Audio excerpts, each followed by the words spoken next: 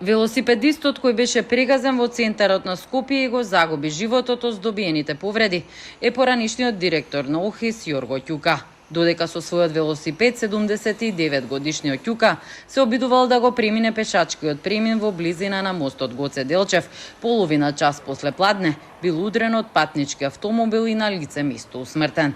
Крвта на асфалтот и скашената шофершајбна сведочеа за загубениот живот. МВР информираше дека автомобил од марката Пасат околу 12 часот и 30 минути го удрил велосипедистот. Возачот потоа го оставил автомобилот и избегал, но полицијата потоа го пронајде и уапси.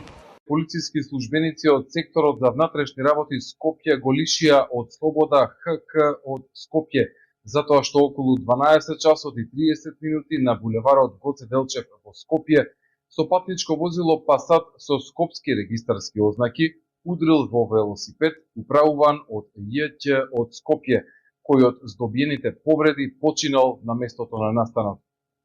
По несреќата возачот со возилото Пасат го оставил возилото и заминал од местото на настанот, но по превземени мерки од страна на полициски службеници тој е пронајден и лишен од слобода.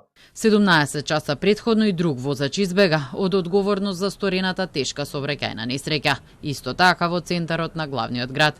Синоќа околу 19 часот беше прегазена 79 годишна жена која поминувала на пешачки премин во близина на гимназијата Јосип Броз Тито, односно на улицата Димитрije Чуповски. Возачот на Volkswagen Tiguan по сообраќајката го напуштил местото на несреќата, но полицијата успеа да го фати на средно водно. Жената со тешки телесни повреди е на клиника. Во несреќата со тешки телесни повреди се здобила 79 годишната ММ, констатирани во клинички центар Мајка Тереза во Скопје.